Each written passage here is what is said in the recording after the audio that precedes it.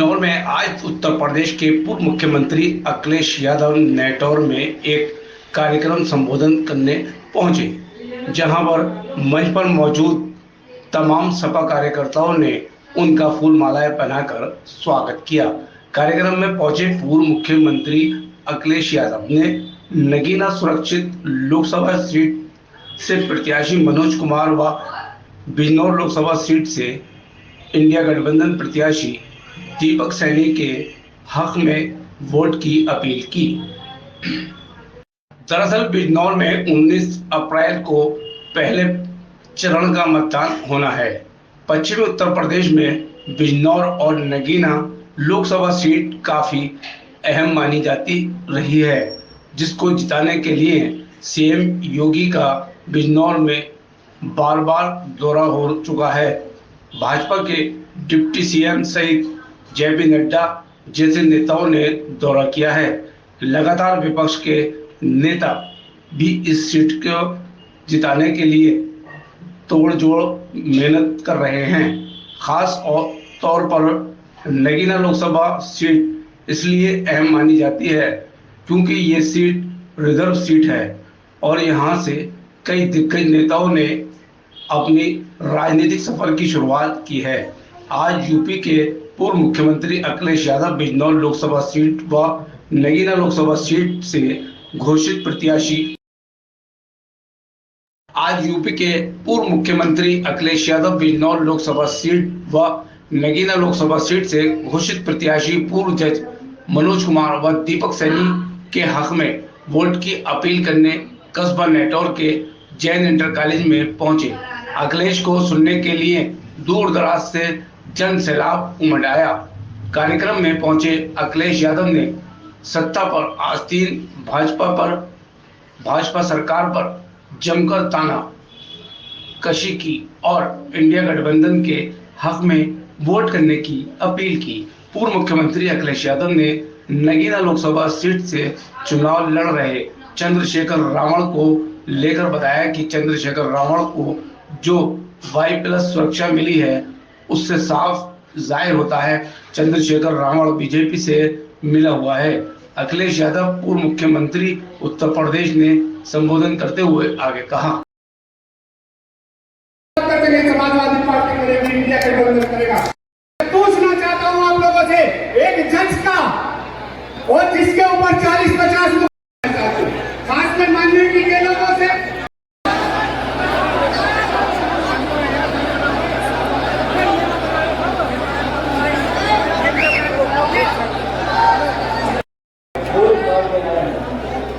मुझे पूरा भरोसा है कि पहले चरण का ये चुनाव जो पहले चरण में आपको वोट करने का मौका मिल रहा है, ये पश्चिम की हवा जो हमारे दूसरे हिस्से में प्रयोग की जाएगी, हमें पूरा भरोसा है कि पहले चरण में ही भारतीय जनता पार्टी की कोई कौनी नहीं होने वाली है। गठबंधन की शुरुआत आपको करनी है। यहाँ जितने लोग हैं ये सब राजनीति को समझते हैं। समाजवादी पार्टी ने समय समय पर गठबंधन करने का काम किया। पिछली बार भी जो गठबंधन हुआ था हमारी कोशिश की गई भारतीय जनता पार्टी को हम हरा ले जाए। एक प्रदेश में हम लोगों ने गठबंधन बनाया, हम लोगों ने मुकाबला किया और ऐसा मुकाबला हुआ कि जनता ने हमें पूरा समर्थन दिया और ऐसा समर्थन कभी नहीं मिला था जैसा जनता ने पिछली बार 2022 में समाजवादी पार्टी और गठबंधन के पक्ष में। लेकिन यहाँ पर हमारी सीटों को हरा दिया गया। विधानसभा में हम लोग कहते हैं ये विधानसभा समाजवादी लोग जीत गए,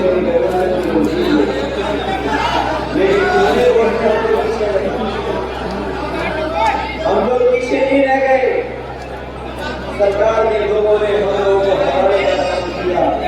न केवल ये की बल्कि उत्तर प्रदेश में बहुत बड़े पैमाने पर हमारी आपकी सरकार को बीजेपी की मदद छीनने का बाईस में तो हमें हरा दिया, लेकिन मैं जानता हूँ इस बार जनता का चुनाव है, जनता ने मन बना लिया है कि जो दिल्ली में 10 साल से थे, उत्तर प्रदेश में 7 साल, कुल मिलाकर के 17 साल की सरकारों का कामकाज देखा है और अभी भी जनता के बीच में तमाम बुनियादी सवालों को लेकर के उनके पास कोई जवाब नहीं।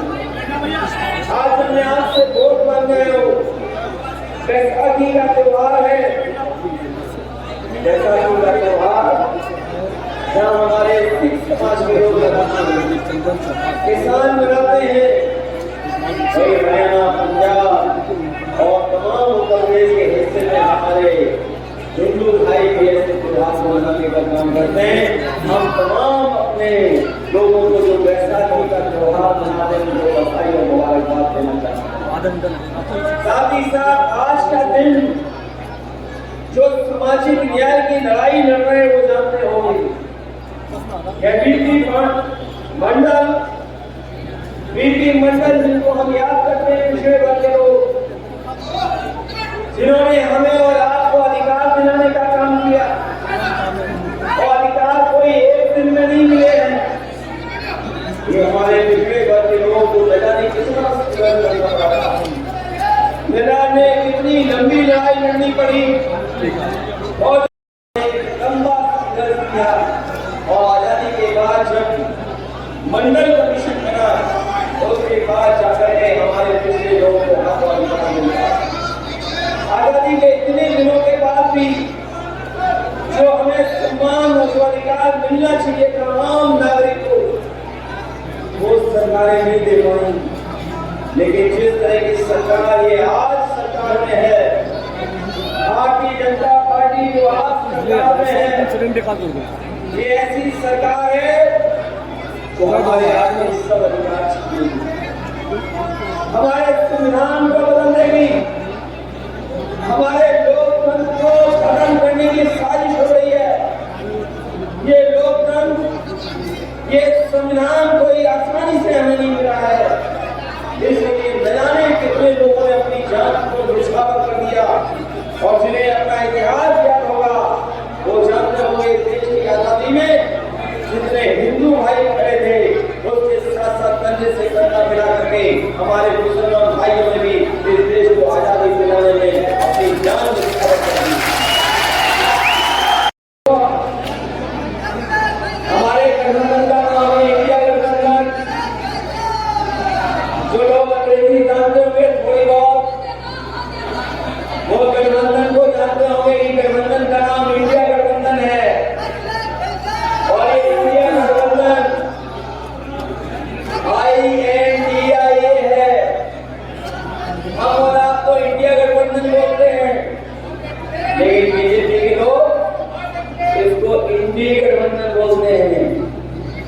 इंडी गठबंधन सोचो ने अंग्रेजी नहीं पता है, जिन्हें अंग्रेजी नहीं पता हो जानबूझ करके इंडी गठबंधन बोलते हो, वो इसलिए बोल रहे हैं क्योंकि वो इंडिया गठबंधन से घबराए हुए हैं।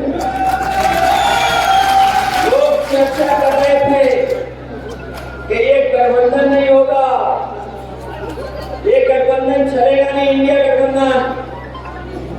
लोग लखनऊ से लेकर के दिल्ली और दिल्ली से लेकर के पटना तक लोग इस बात की चिंता कर रहे थे कि ये इंडिया गठबंधन बन पाएगा कि नहीं बन पाएगा।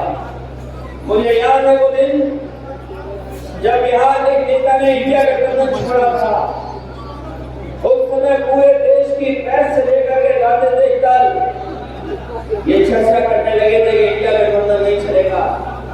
उसी दिन उसी रात समाजवादी पार्टी ने फैसला लिया और कहा कि उत्तर प्रदेश के गठबंधन में अगर हमें ज्यादा भी सीट देनी पड़ेगी तो हम सीट देंगे, लेकिन अपने इंडिया गठबंधन को बचाने का काम करेंगे।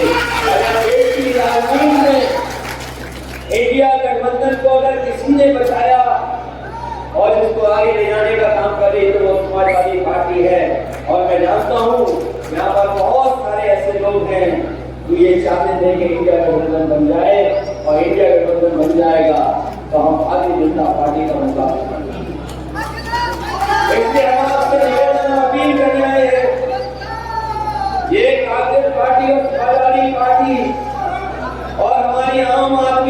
समाजवादी, ये सब हम लोग साथ आ गए और साथ इसलिए आ गए हैं क्योंकि हमें और आपको मिलकर के संविधान बचाना है।